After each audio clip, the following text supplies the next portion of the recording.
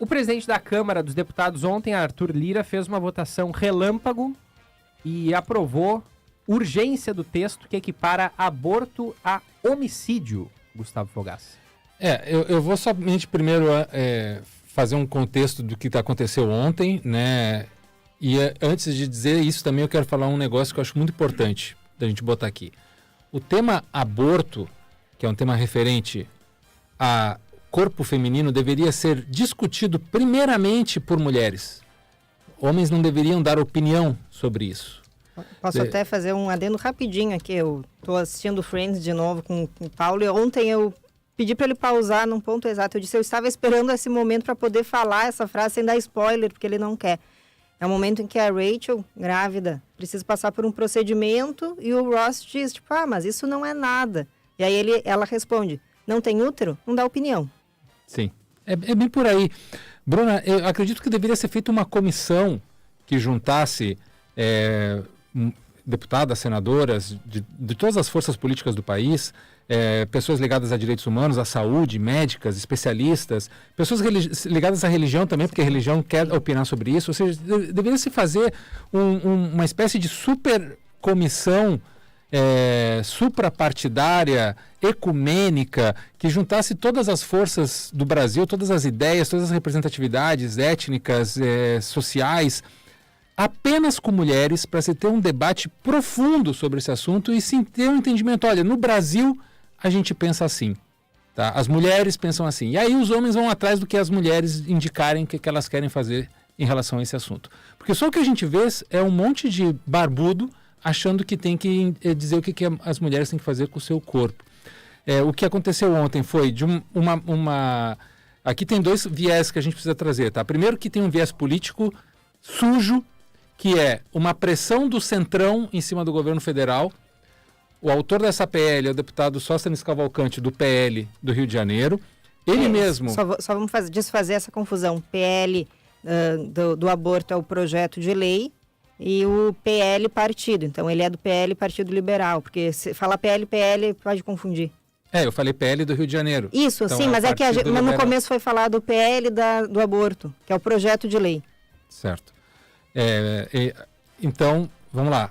O deputado, esse que é um pastor, ele disse que esse projeto de lei que ele criou é para testar o presidente Luiz Inácio Lula da Silva em relação ao apoio dele aos evangélicos e à bancada evangélica. Ou seja, o cara cria meio que um monstrengo para testar o presidente e aí o presidente da Câmara faz uma votação de urgência para evitar que o projeto vá a uma comissão, onde ele seria mais profundamente debatido e geraria mais polêmica.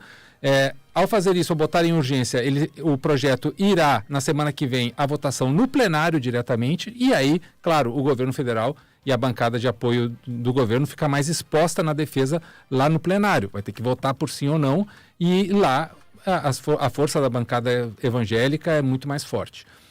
Então, tem toda essa movimentação política suja, que é por interesses de posicionamento, não tem nada a ver com o corpo feminino, com o aborto, com o que eles acreditam, não é isso, é um movimento disso. Mas, claro, tem toda essa carga terrível. Se nós estamos falando que no Brasil, a cada 8 minutos, uma mulher é estuprada, e a cada 3 dessas mulheres, uma é menor de 13 anos, agora, por exemplo, nós já estamos aí com 14 minutos de programa, já quase 2 mulheres foram estupradas. E a terceira, provavelmente, se nenhuma das 2 anteriores vai ser uma menor de 13 anos. Essa é a realidade do nosso país.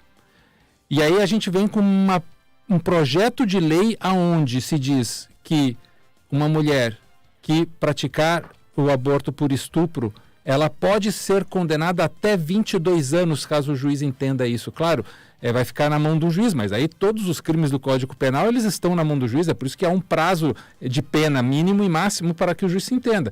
E aí se dá a opção para que um juiz pense que quem comete um aborto fez um crime maior do que aquele estuprador. A gente está falando de uma imoralidade tão grande, de jogar o Brasil num campo de violência tão grande. Bruna, e antes eu estou falando demais aqui, eu quero que tu fale mais, eu acho que todos os ouvintes precisamos escutar a Bruna aqui, mas eu só quero dar um último final aqui, que é o seguinte: esse projeto de lei ele é inconstitucional, O artigo 1º da nossa Constituição, ele diz que todas as forças estatais devem trabalhar a favor da dignidade humana, que é proteger o ser humano para que a sua dignidade seja preservada. E esse projeto de lei ela vai contrário a isso, porque ela bota as mulheres como seres indignos, que são que os corpos das mulheres estão ali para que o estuprador faça o que quiser e depois a mulher ainda tem que pagar por isso. Então ele é uma violência contra a mulher, é uma violência contra a dignidade humana e ele é inconstitucional porque ele vai contra a nossa Carta Magna. Então, assim, a quantidade de crimes que está ao redor desse projeto de lei é absurdo. Eu não sei se vou falar mais, Gufo, porque é muito difícil falar sobre isso. Para qualquer mulher, tenha passado por uma situação de violência ou não, a gente tem que entender que são pessoas alheias à nossa realidade, decidindo algo, como você disse, sobre o nosso corpo. Em primeiro lugar, mulheres deveriam debater isso, e não é que não existam mulheres a favor desta proposta, infelizmente, Sim. porque não se trata de autorizar o aborto, como tentam colocar, e sim de não tratá-lo como um crime, de não tratar, na verdade, a mulher que o pratica como uma criminosa, porque não significa dizer, não, então agora qualquer pessoa que engravidou pode abortar. Não é isso, não é um incentivo à prática. É sim como é que você vai lidar com o caso após ele ter acontecido. Se aquela mulher que passou pelo procedimento, ela vai ser considerada uma criminosa ou não. E tem uma falácia apontada nesse argumento de que quem quer proibir o aborto está defendendo a vida daquele ser, daquele feto, da criança, do ser humano dentro da barriga de uma mulher, mas trata como com respeito à vida daquele feto, mais do que a vida da própria mulher, porque existem casos, e a gente sabe, da prática do aborto quando há um risco à saúde da mulher. E a gente está falando aqui mulher enquanto gênero, risco à saúde da vida daquela criança, muitas vezes, porque muitas vezes é uma criança que está ali obrigada a uma gestação que é fruto de um abuso. Uma a cada 3 é uma menor de 13 anos. Menor de 13 anos, não tem o corpo desenvolvido ainda, não tem condições de receber uma gravidez.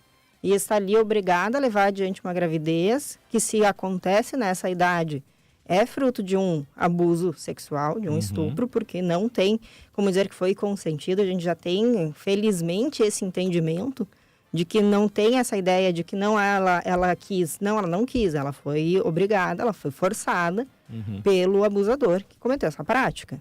Então, a gente está falando muitas vezes de criança obrigada a levar uma gestação adiante, sendo que ela não tem condições, o corpo dela não tem condições físicas e ela está sendo colocada em risco. E a gente está falando de abortos em caso de abuso, de estupro, também em caso de risco à saúde da mulher.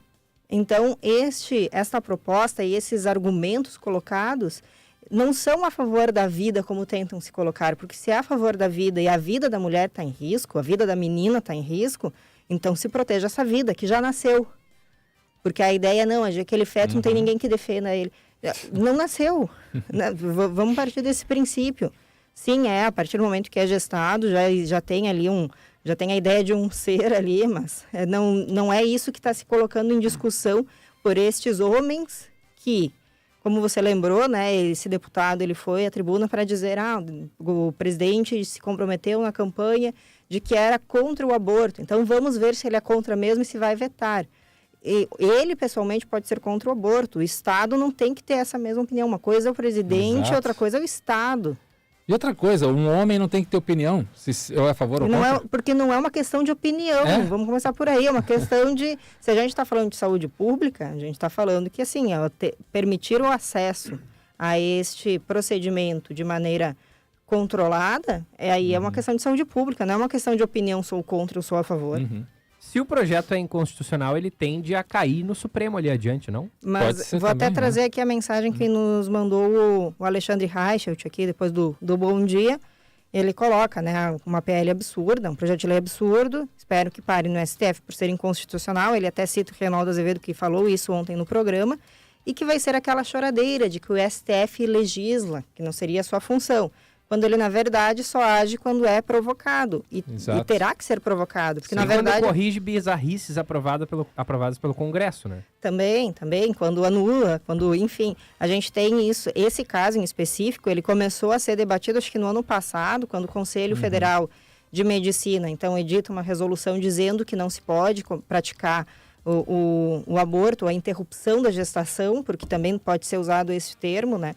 Após as 22 semanas. E, salvo me engano, é esse o que está ali por trás, e que o STF disse numa decisão, em primeiro lugar, monocrática ali, atendendo a uma liminar, e não lembro quem provocou o Supremo com essa liminar, Sim. dizendo que, olha, não, pode, porque isso está previsto, porque tem condições, e porque muitas vezes 22 semanas são 5 meses e meio. Muitas vezes a descoberta da gravidez, se identifica essa gravidez aí no meio desse caminho. Não é assim, eu engravidei e com 1 mês de gestação eu já sei que sou grávida. Né? Tem vários fatores que apontam que pode se demorar mais tempo para que essa gestação seja identificada. Não, mas não está menstruando. Gente, menstruação não é regular. Me apresente. Quero conhecer a mulher que tem que tem um ciclo menstrual regular sem o uso de um anticoncepcional que regule este ciclo. Não existe. Então, sim, é comum uma mulher menstruar 2 ou 3 vezes no mês e ficar 2 ou 3 meses sem menstruar, não estando grávida. Sim. Mas isso é porque justamente quem dá as cartas e quem quer ditar o que é certo e errado são homens. E vai aí a matriz errada do assunto. E aí é aquela frase de que se quem tivesse que praticar um aborto fosse o homem, sim, ele já estaria autorizado se um homem engravidasse, no mundo inteiro. Né? E aí vem muito de acordo a uma tese que a gente estava falando no grupo ontem, que eu tenho, rapidamente quero passar para vocês, meus queridos e aos melhores ouvintes, que é sobre por que a extrema-direita ela é tão anti-mulher, por que ela odeia tanto a mulher? Por quê? Por favor. E por que a gente está tendo um crescimento da extrema-direita no mundo inteiro atualmente e apoiado por jovens, o que é muito estranho isso, né? A juventude está indo mais para a extrema-direita. Acontece o seguinte, né? Nós vivemos agora um momento de grande empoderamento, de grandes conquistas dos direitos femininos, como nunca na história da humanidade. As mulheres estão ocupando lugares de poder e de decisão em todos os aspectos da sociedade, em todos os aspectos da economia. Ainda é muito pouco, mas nunca na história a gente teve esse lugar da mulher no mundo de decisão. E a mulher saindo daquele lugar de ser uma pessoa que nasceu para ser mãe. Até em pouco tempo atrás, a única função de uma mulher era ser mãe. Ela nascia, sabia que um dia ela iria engravidar e ela se dedicaria à vida aos filhos. E ao marido, ou só aos filhos, mas era a função dela ser mãe. E isso agora já é uma opção. A mulher, ela deveria ser sempre assim, mas agora a mulher ela tem essa opção de ser ou não mãe. De querer casar ou não, de fazer o que ela quiser do corpo dela, da vida dela. E isso incomoda demais aquela posição mais machista, controladora, que a extrema-direita decide e defende, de que a mulher tem que ficar em casa, que ela não pode trabalhar, que ela não tem que... ela tem que ser submissa às vontades do marido, às vontades... Sabe? Toda aquela situação mais estruturada de muitos anos que todo mundo conhece. E quando a gente está vivendo essa revolução feminista, e eu não estou nem fazendo aqui recorte racial e social, que aí eu entraria horas falando, mas vamos botar todo um guarda-chuva maior para englobar todas as mulheres de uma vez e ficar mais fácil de entender. Quando a extrema-direita entende, olha, as mulheres não querem mais engravidar, elas não querem mais ficar em casa cuidando dos filhos. Não, aliás, elas querem tirar o nosso trabalho, elas querem pegar os nossos salários, elas querem o nosso lugar de decisão, elas querem o nosso lugar de poder, elas querem ser presidente do país, elas querem ser presidente do Grupo Bandeirantes. E aí, agora, como é que eu faço? Né? Então, eu estou fazendo esse exemplo porque aqui nós temos uma grande líder no nosso grupo, que é uma grande mulher e que conduz aqui a nossa empresa com muita autonomia e com muita generosidade. E aí vem o outro ponto da extrema-direita que incomoda, Bruna, que a mulher, faz parte da natureza da mulher, ser horizontal. A mulher ela consegue entender processos sistêmicos muito mais fácil do que o homem, pela natureza mesmo biológica. Isso aí são estudos da ciência que mostram isso. Porque a mulher tem uma visão mais horizontal do que o homem. O homem pratica as coisas de forma mais vertical também. Então, ao ser mais horizontal, a mulher consegue exercer mais a empatia, consegue acolher mais, ela consegue entender as diferenças melhor. E tudo isso leva a congregar. E a extrema-direita, o que ela quer sempre é separar. Vocês contra a gente, eles lá, nós aqui, vocês são diferentes de nós e então vocês precisam ser destruídos. Então, dentro desse processo do crescimento da mulher, do empoderamento da mulher em todos os setores da sociedade e da economia, o que a gente está vivendo agora, para quem é fã de Star Wars como eu, é o Império Contra-Ataca. A gente estava numa era de escuridão, de repente veio a Revolução Feminina, que foi o primeiro filme, né, uma Nova Esperança, e agora nós estamos vivendo o Império Contra-Ataca, para depois viver o Retorno do Jedi, que é quando as mulheres finalmente vencem, né? Espero estar vivo para assistir isso, mas a ideia realmente é essa. Todo esse movimento da extrema-direita agora é uma reação direta a esse grande lugar que as mulheres finalmente estão ocupando, ainda falta muito, mas finalmente estão lá de igual para igual, se formando nas faculdades. Até pouco tempo atrás as mulheres não se formavam em muitos cursos, não ocupavam lugares. A gente recebeu aqui até ontem, veio nos visitar a atual presidente do CREA, que nós já a entrevistamos ano passado aqui, a primeira mulher a dirigir o Conselho Regional de Engenheiros do Rio Grande do Sul, na história. Olha só, 2024. A 23 foi, na verdade, que ela... Ela já está na segunda gestão agora, foi reeleita. Então, isso. Ou seja, gente... a gente está falando do que está acontecendo agora. Então imagina a quantidade de engenheiros homens lá, barbudos. Essa daí não sabe nada, essa daí, né? O que ela está fazendo aí? Isso a gente vê em todas as profissões, jornalismo também, gente. Jornalismo esportivo aqui, constantemente a gente está falando. A gente passou ano passado lá, a moça... sociedade é assim, né? Então é isso, Giba e Bruna. É um movimento de contra-ataque a esse empoderamento feminino que a extrema-direita não quer. A extrema-direita, ela odeia a mulher.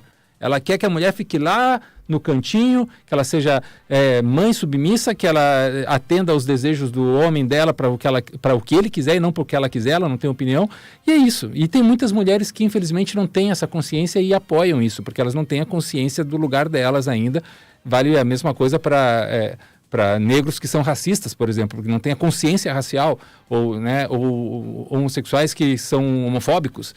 São muitas pessoas que não têm consciência.